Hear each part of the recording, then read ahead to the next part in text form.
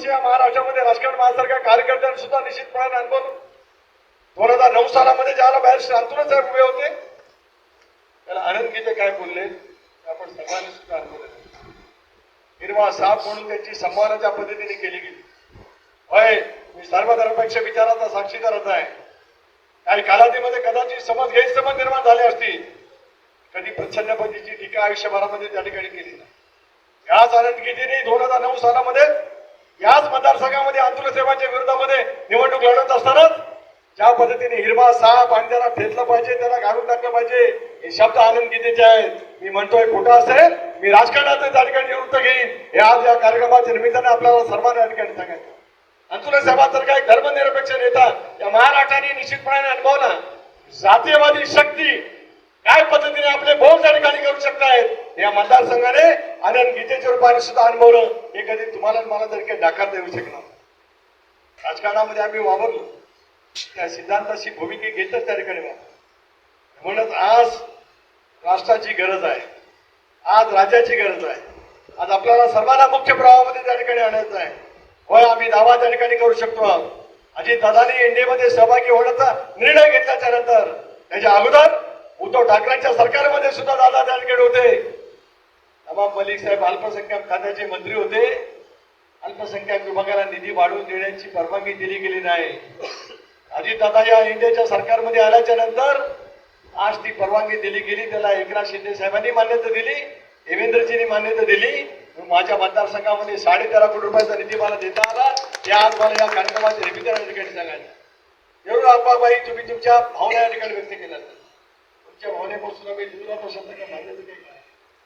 शेवटी मुख्य प्रवाहात आणायचं आहे पुढच्या पिढीस. ही पिढी शिकते, समर्थते आहे. आज विधानी कॉलेज 350 कोटी रुपयाचं महाराष्ट्रामध्ये एकेकाळी आंदोलन साहेबांनी देशामध्ये आरोग्यमंत्री असताना विधानी कॉलेज व्हावं अशा पैकी कल्पना त्या कालावधीमध्ये मांडली होती. पण त्याच्या नंतरच्या कालावधीमध्ये काँग्रेस पक्ष या राज्यामध्ये सत्तेवरती होता. युनानी कॉलेज कधी आलं नाही. तो आपली संस्था मुस्तफा बोलजीकर जेव्हा ते मुस्लिम मसा मी यांच्या घरी बसलो होतो, नाजी मासवारांच्या घरी. फार दिवसापूर्वीची गोष्ट न सांगत 3 आठवड्यापूर्वीची गोष्ट सांगतोय. आचारसंहिता लागण्याच्या फक्त 8 दिवस नाजी मासवारांच्या घरी मी बसलो होतो. तिथे आमच्या मुस्लिम समाजाची बसायची कमिटी त्या ठिकाणी आली. त्यांनी मला विनंती केली की आपल्याला युनानी कॉलेज काढलं पाहिजे उर्दूमध्ये. तिथूनच मी असद मुश्रीफ साहेबांना फोन केला. 4 दिवसांनी मंगळवारी बैठक लागली, बुधवारी कॅबिनेटचा दिवस आणि गुरुवारी आचारसंहिता जाहीर झाली. 1 दिवसात, फक्त 1 दिवसात 24 तासाच्या आत शासकीय जमीन वैद्यकीय युनानी कॉलेजला हस्तांतरित झाली. कॅबिनेटच्या दिवशी सकाळी प्रस्ताव हसन मुश्रीफ साहेबांच्याकडनं गेला. अजितदादांनी सही केली, देवेंद्रजींनी सही केली, एकनाथराव शिंदे साहेबांनी सही केली. कॅबिनेटने निर्णय घेतला 340 कोटी रुपयाचं युनानी कॉलेज मशाला त्या ठिकाणी मंजूर झालं. 100 इंटेक या वर्षी जुलै महिन्यामध्ये 10वीचा निकाल लागल्याच्या नंतर या वर्षी जुलै महिन्यामध्ये युनानी कॉलेज सुरू होईल. त्याच्यामध्ये 100 विद्यार्थ्यांना ऍडमिशन मिळेल.